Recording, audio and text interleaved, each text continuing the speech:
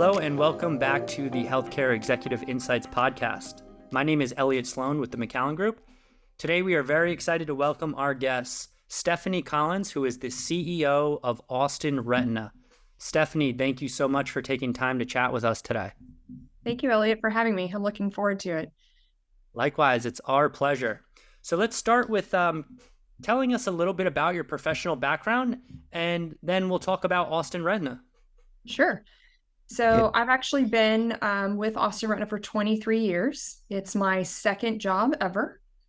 Funny enough, I was looking for a new job after my first job and wasn't sure what I wanted to do. And I went to a temp service and they placed me here at Austin Retina as the file clerk back when you had paper charts. Wow. I've had the pleasure of working in every position in the organization. So starting on the front lines with everybody. And then took over for the previous administrator in 2014 when she retired. Got my undergrad and graduate degree while I was working here. And loving every minute of it. Wow. You know, there's really something to be said. A lot of the most successful organizations in the world, their CEOs have started from the bottom and worked their way to the top. And then you look at organizations who try to find a decorated CEO and place them in the organization, and it doesn't always seem to work as well versus someone who's been there and tried all the different departments and really grown with the company. What are your thoughts on that? Yeah, I do think that there are great leaders out there who maybe don't have the background, as long as they're coming into the position with an open mind, right? And they're interested to getting to know their people and what they're going through and giving them a little perspective. Because I feel like a lot of CEOs, if you come in, or administrators or whatever, if you come in and you think you have the entire answer, right, and you're going to try to solve the problems for them, you're going to miss a lot. Right? You're not going to get any buy-in from your team. You're probably not going to understand maybe the intricacies that they're having to deal with day to day. And so I think coming from a little bit of a background from working with each one of them, I have an understanding of where they're coming from. I may not be working in their role anymore, but I understand what they're going through to some extent. And then it helps me just guide the conversation. Okay, I'm sorry you're having that issue. What can I do to help you? You know, how can we get better? Right? I also try to really empower them to come up with their own solutions. Right? Because who knows best how to solve their own problems, usually on like the day-to-day stuff, is the people on the front line. So the whole art of subsidiarity, empowering the people on the front line to come up with the problems. But I do think that it definitely has its pros, you know, to getting to know everybody and understanding where they're coming from. But I do think there's great leaders out there that can come into an organization and lead people, as long as they have the skills to do that. Yeah, I would agree. You know, there's definitely, I think, in a way to execute either hiring from within and building up within, or bringing experts from the outside and bringing them in. But I think the key factor is getting the buy-in and the trust of the team, which if you've been there for 10 plus years, you probably already have that. Right. If you're a new executive coming into an organization, that takes time. It does. Talk to me about that. Yeah, I mean, I think that Austin Retina has gone through a lot of change. So I do have people that have been here almost as long as I have, some that have been here even longer than me. We just celebrated an employee yesterday who had her 20th anniversary. So we do have some tenured employees here that I've literally grown up with. But a lot of our staff, just from the growth of the organization recently, is all very young. A lot of our employees have been here less than a year. So finding ways to connect with them and getting to know them and, asking them, where do you want to be in the next year or 2 or 5? What can we do as an organization to support you both on the personal growth and the professional growth? If you want to make a career out of Austin Retina, we're going to provide you all of the skills and the foundation to do that. And if you don't, we're still going to try to make you the best version of yourself. And you can take all of that stuff with you. Our general motto for hiring people here is hire for character, train for skill. So most of the people, like myself, came from no background of ophthalmology, and we're prepared to train them on all of the skills. We also spend a lot of time building them on relational skills. So the importance of feedback and the fact that it's a gift, right? That it's really important to receive and give feedback. so that folks are growing as individuals and professionally. How to deal with conflict, how to be a great team player, what that means, to us as an organization. So we spend a lot of time pouring into them, and I get the pleasure to get to interact with all the staff because I participate in a lot of that training.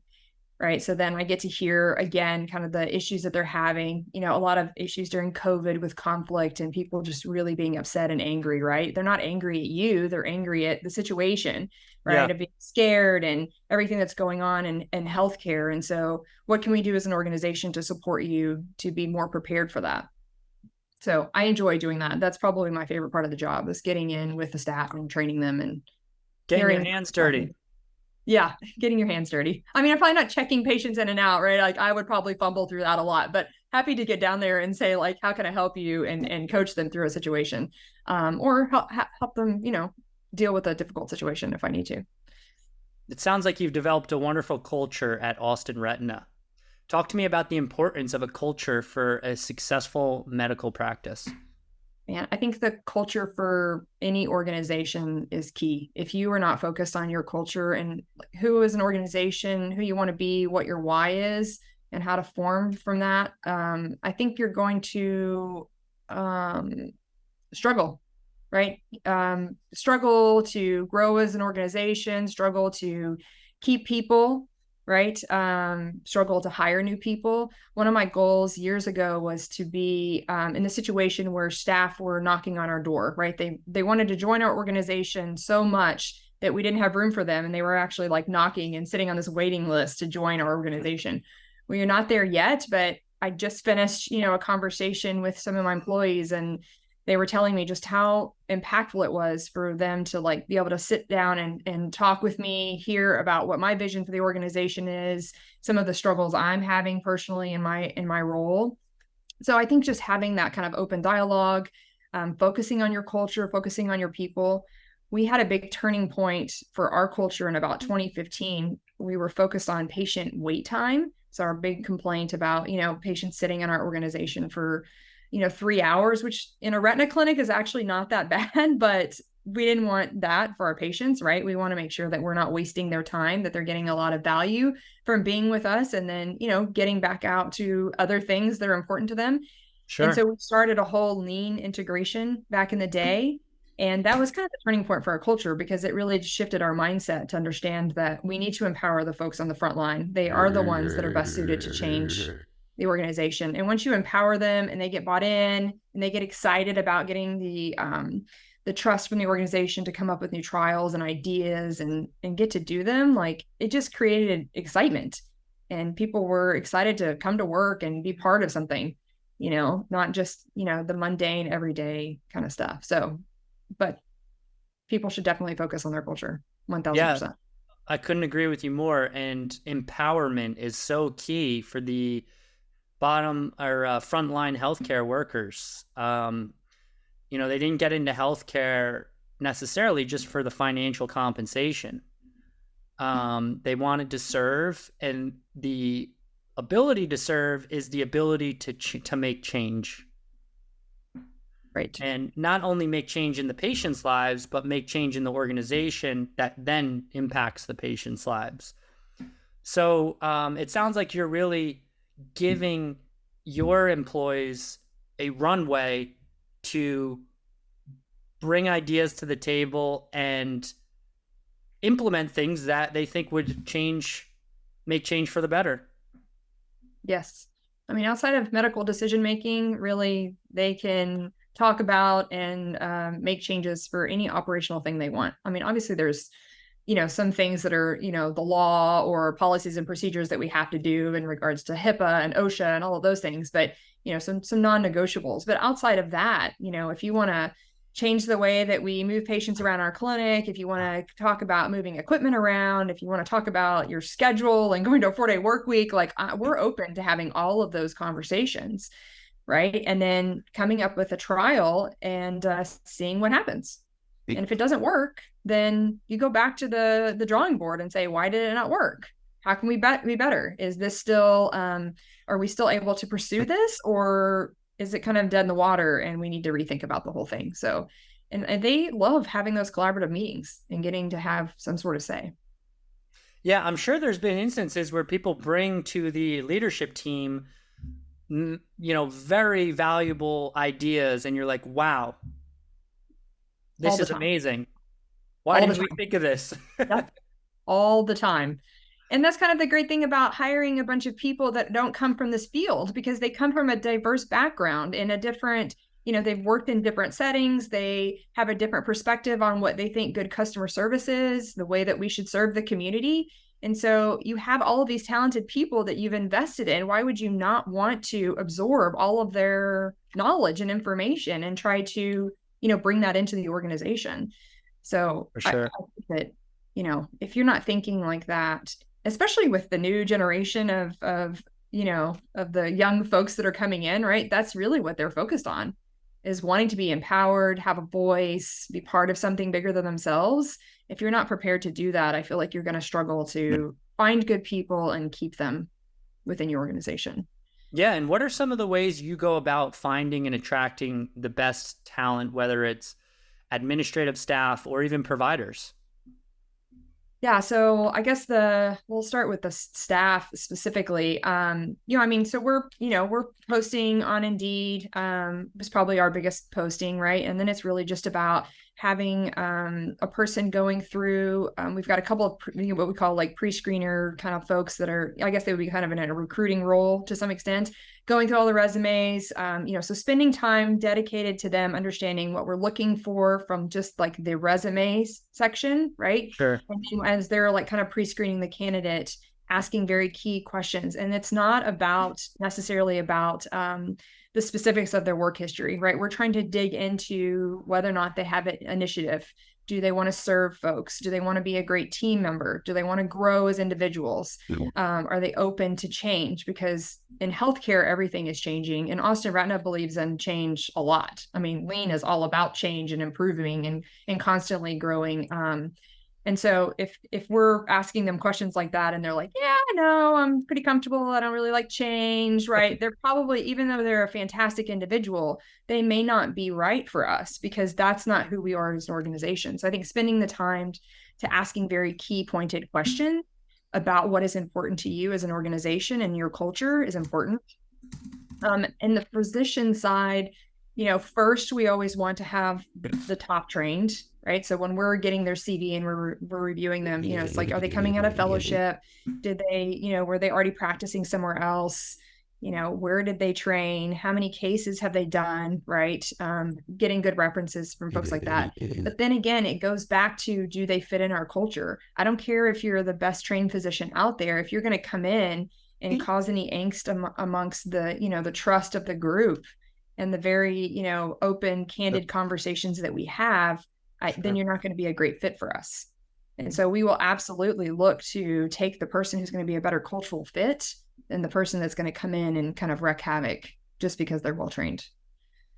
Sure, sometimes experience is not always the best thing, right? Because they're a little too stuck in their ways. Absolutely. Absolutely. And how big of an operation is it with staff and providers? So we currently have 11 full-time providers. We just started a fellowship program. So our new fellows, so I guess our 12th physician just started with us in July. We have 210 employees and 15 Wow. locations. 15. So 15 locations, yes. Wow, that's bigger than I even imagined. Now, how big of a footprint is that in Texas? So we're the largest practice in Central Texas. So to get to a practice our size, you would have to go to Dallas or Houston. We are mainly up and down the I-35 corridor. So as far north as Waco and Killeen, and as far south as San Marcos and Wimberley. We also go west into Lakeway, Marble Falls and Burnet, and east into Bastrop. But most of our clinics are kind of up and down that I-35 corridor. And what has been your most successful strategy for growth over the years? What do you attribute how you've gotten to where you are today? Man, I would say, wow, I think a lot of our growth has come organically and we've just kind of survived it, sadly.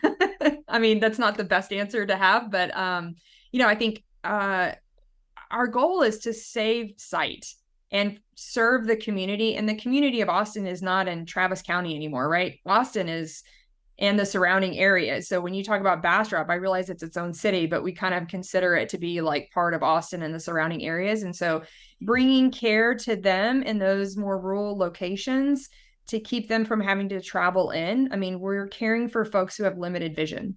So to keep, to bring care to them instead of, asking them to drive into Austin. I mean, I have folks that are in, we just opened a Georgetown office. They have been waiting for that office forever. They've had having to see us in Round Rock, and that 15-minute drive is just not for them, right? Traffic is crazy. The city is growing. And so I think, trying to be available to as many patients as possible and meet their needs has always been our mission. Sure. And so that's definitely been a focus of our growth. Where are our patients coming from? Do we have enough patients in that area to add a new location? When is the appropriate time to add a physician? When are they too full to provide the quality of care and the time that we want to be able to provide to patients? So all of those things are kind of looked at as we grow, but some of it just kind of happens and we just kind of pick up the pieces and try to, make it work. And I think a lot of our agility came from that lean initiative we did in 2015. Us being prepared for COVID and being agile during that time came from that lean initiative, right? Just being able to change things around and being open to change on a consistent basis just prepares us for whatever happens a little bit better than before. Sure. So was this like a Lean Six Sigma model that you guys implemented? Yeah. So we had a coach come in and train us. He actually was with us every other week for a year and a half. So it was quite the investment of time, Wow. but just so beneficial. Within the first few weeks, the patients were saying, I don't know what you're doing, but you need to keep it up, right? They could Wow. already feel it in the first couple of weeks. And then you had the staff really getting bought in and feeling. And so then, your patient's happiness is tied to your staff happiness and Oh back yeah. and forth, right? So as long as you're consistently focused on, if we do this for the staff, is there a positive or negative impact for the patient and vice versa? Then I feel like those things work well together. And then you've made the right decision to, move forward. If for some reason you make a decision that's only beneficial to the staff and it's going to impact the patients in a negative way, then that's obviously not what we want to focus on. Yeah, I couldn't agree more. I think it's such an overlooked philosophy in medical practices is happy staff means happy patients. And Absolutely. that's where you start. You don't go right to how do we fix the patient's experience. I think you got to start with how do you ensure it's a good experience for our team that can translate a positive experience to the patients. 1000%. Tell me what you would believe is the most pressing issue that private medical practices are dealing with today in 2023. I mean, I would say staffing and retention is probably still an ongoing problem, especially coming out of COVID and a lot of folks, exiting the healthcare field. So I think that's a big deal. I think there's also a bunch of acquisitions going on depending on what field you're in. So that's another, could be a hurdle, it could be scary, it could be exciting, right? I guess it depends on the practice you're talking about, but I think that's another big topic that's happening right now. And then what does that consolidation look like? And I think they all look different for every practice. So, but I think when I talk to other administrators in my field, what they're consistently talking about is staffing. How do I find great people? How do I keep great people? How do I train great people? And that's usually what I'm hearing from other administrators, at least in my field. Goes right back to the culture. Yes, it does. It does. And when I hear some of them talk about it, I'm like, I'm cringing, like, oh God, that's who we were, back in the day, right? I mean, we're far from perfect, but it's like, oh my God, I've been there. Like, you can do this, take small steps, make small, meaningful, changes every day that are gonna last you and sustain you. There is a light at the end of the tunnel. There's light at the end of the tunnel. Yes, absolutely. If you're willing to make change. Correct. If you're willing to. So is a lot of consolidation with health systems happening in your market, or is it more private equity consolidation? Yeah, so I think for ophthalmology specifically, it's more PE backed Sure. consolidation. It's not necessarily a big thing in my market, but it's definitely in our in the field of ophthalmology and retina. We actually joined a private equity group back in August. Wow. So that's a new change for us as well. It's been a busy and very exciting time to get to do that. I Yeah. think it's been very positive. It's allowed us to have, more support to grow and expand and have access to things that we may not have had access to as a private practice. And so I think it's been fun to learn things that I probably wouldn't have learned, otherwise, and to get to meet new great people and get more information, have more contacts. Sure. It's definitely a lot. It's definitely a lot to go through. But I think on the other side, it's a real positive. At least it was for us. Yeah, and I know a lot of our clients, and other organizations that we chat with are looking into these opportunities with consolidations with private equity or even health systems if they're more in the musculoskeletal space. And it is, from what I've heard, a bit of a daunting experience of, okay, if I want resources to scale, where do I begin? Who do I look for as a good partner? Did you guys have, a long time of considering your options before you felt you found a good partner? For a few years before we decided to join a group, I mean, we had folks reaching out to us to ask if we were interested, and a lot of them were kind of the vertical integrated, Yeah. systems. And I think we had a lot of concern about that. A Mhm. lot of patients in our retina practice come from your general ophthalmology and optometry community. And so I feel like if you're going to join a vertical integration like that, you need to be very specific or ask very specific questions about your market, because then you might be cutting your legs out from underneath you and excluding your referral sources, and maybe just excluding a good portion of your community. Yeah. When we finally decided to join a group, we went for the horizontal market. So everybody that's in ours is just strictly retina. And I think that helps, you're getting the best of the best in the group, right? Yep. And you're getting all of these great minds and resources in one room to kind of talk about things and see how we can provide care better in the retina field. So whether it's through innovation on technology, innovation through clinical research, how have you expanded your market and how can I translate that into my area? So it's really more of an apples to apples comparison. But we also get to do things. This group that we joined is very focused on the local practice still operating the way they're used to operating, right? So I Yep. don't have anybody telling me what I have to do every day or how I'm going to treat patients, right? They're really more of a resource Sure. of, hey, I'm having this issue or I have this question. So I think that was also important. I mean, it's kind of similar to interviewing your staff or your physicians on a much larger scale, right? But you want to make sure that the group that you're partnering with is a good cultural fit, right? If that's something that's really important to you, you don't want to have a new, corporate office coming in and telling you what to do. You want to make sure they're aligned with Sure. who you are as a company and your values, and that they're just going to be there to support you and help you grow to do those things. So Yeah. Be a springboard of resources for you rather than um, the boss of the boss, right? correct. Yes. Well, it sounds like you found a wonderful partner, so congratulations. Thanks. Yes, we're excited.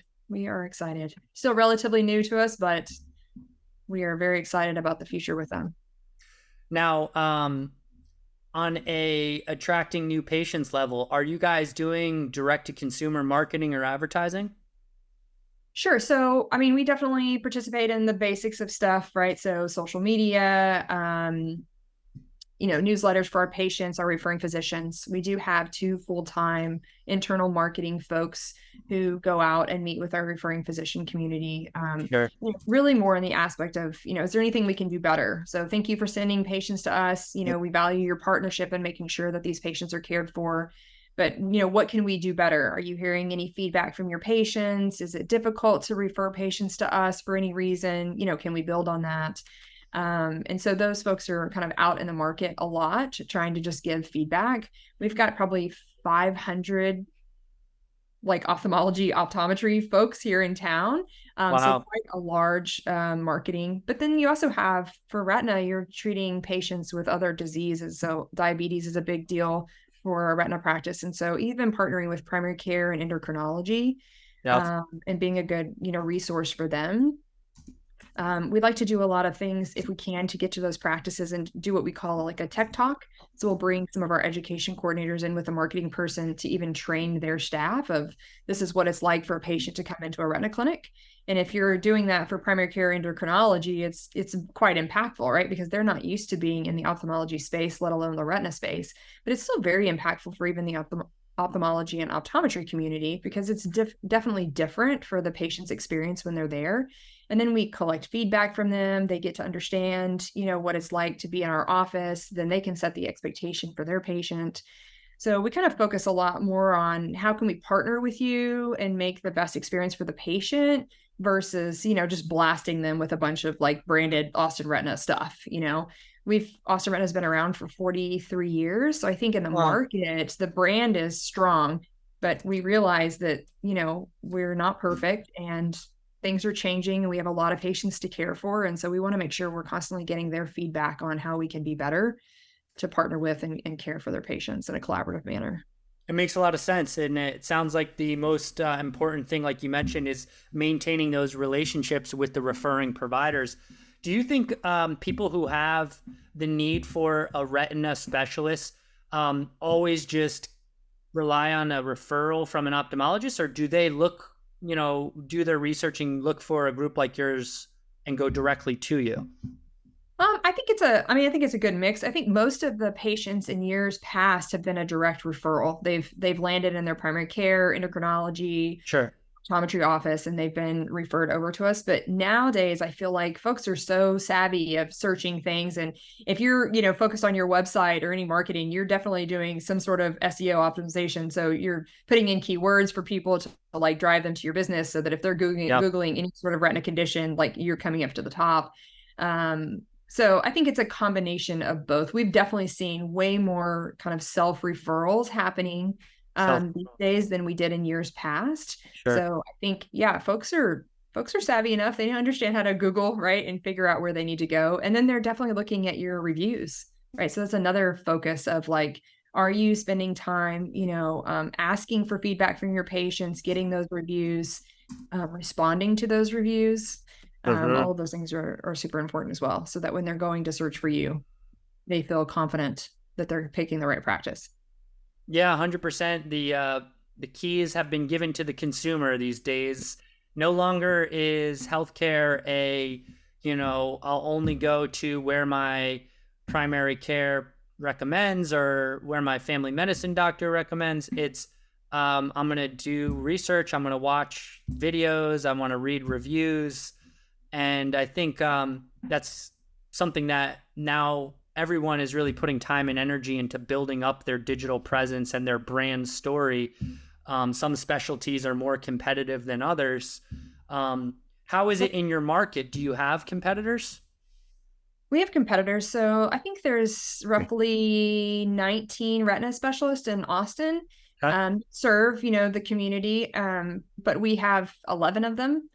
So the folks that are here in town, they are competitors, but they're usually a solo provider or maybe Got a it. really small group of like 3 physicians.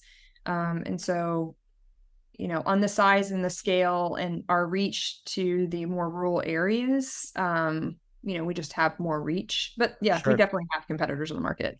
Sure. All right. I got another question for you. What technologies are you using that might help improve processes or patient care? Wow. I think on like internally for, software, definitely, finding some way, patient calls in and they're immediately sent, like a, text message saying, thank you so much for making an appointment with Austin Retina. We have you booked, at this time, Yep. and at this location.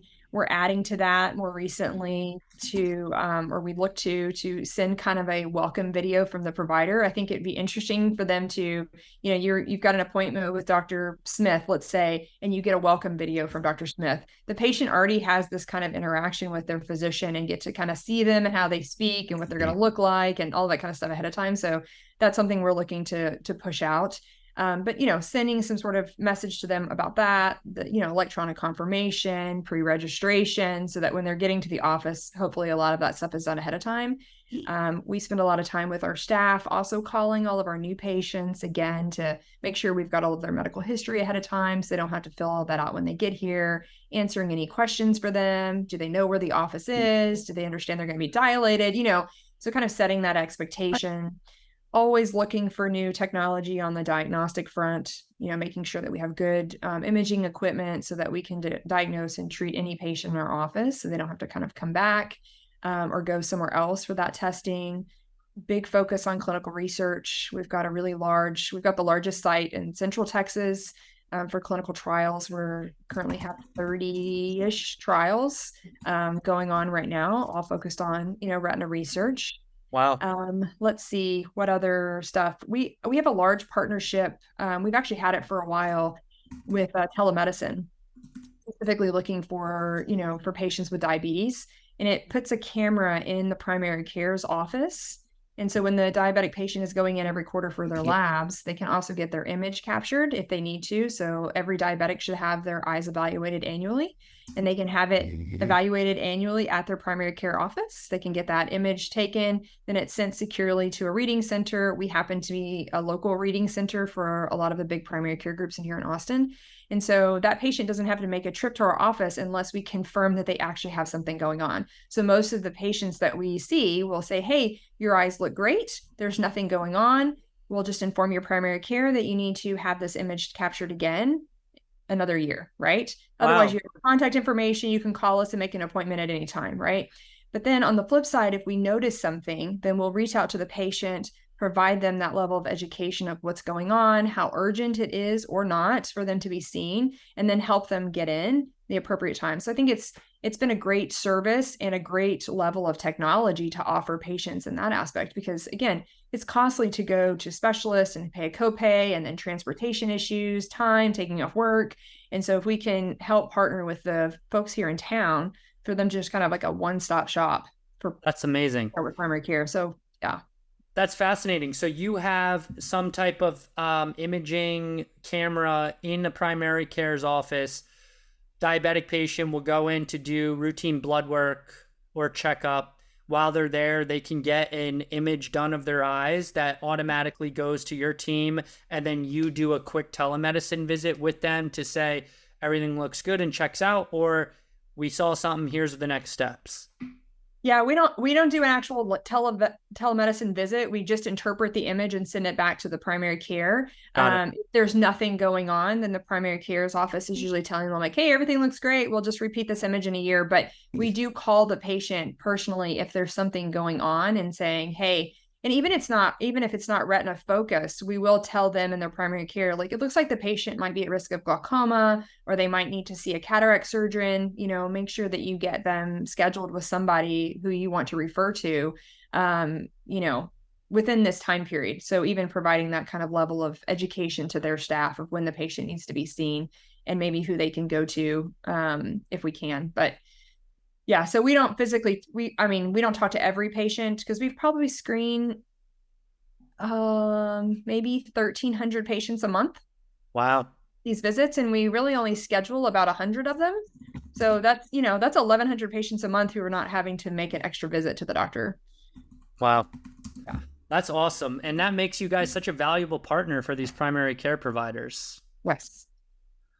Well, thank you so much for your time today, Stephanie. We've learned so many great things about Austin Retina, and I want to just say congratulations on your growth and your success and all the great things you're doing for the communities you serve. Thank you so much, Elliot, for taking the time to reach out and schedule this. I really enjoyed the conversation. Oh, it was our pleasure once again, and I will check in with you in a few months down the road, and maybe we'll bring you back on for a second episode to get some updates on what's happening over at Austin Retina. Sounds great. Thank you so much, Elliot. You have a wonderful day. You too.